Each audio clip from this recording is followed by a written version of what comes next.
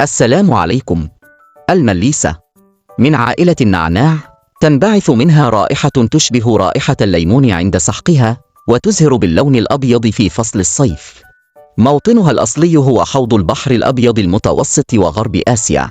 شاع استخدام هذه العشبة في الطب الشعبي منذ أعوام طويلة، حيث تحصد أوراقها قبل مرحلة الإزهار لاستخدامها في علاجات مختلفة، وتعرف بالعديد من الأسماء مثل التورنجان، وعشبة نحل البحر الأبيض المتوسط، أو النعنع الصوفي أو الويزة. وتشبه هذه العشبة نبات النعنع، أما طعمها فهو مائل للمرار، لذلك يتم تحليتها بالعسل أو السكر. سنتعرف معكم في هذا الفيديو عن فوائد نبات المليسة. تخفيف متلازمة القولون العصبي. تحتوي عشبة المليسة على العديد من المركبات التي تمتلك خصائص طاردة للغازات وتقلل التشنجات. كما تشير الأبحاث الحديثة أن تناول الأشخاص الذين يعانون من متلازمة القولون العصبي 30 قطرة من منتج يحتوي على عشبة المليسة ومكونات أخرى 3 مرات يوميا على مدار 8 أسابيع، بالإضافة إلى العلاج الموصوف من قبل الطبيب، يمكنه الحد من آلام المعدة وعدم الارتياح. فوائد عشبة المليسة للتنحيف، وذلك بفضل احتوائها على الألياف الغذائية التي تساعد في امتصاص الدهون من الجسم. تساهم في تقليل نسبة الكوليسترول في الدم، حيث تمنع الجسم من امتصاصه، كما تقلل نسبة الدهون الثلاثي، مما ينعكس على صحة الجسم العامة. المليسة تساعد في علاج قروح البرد.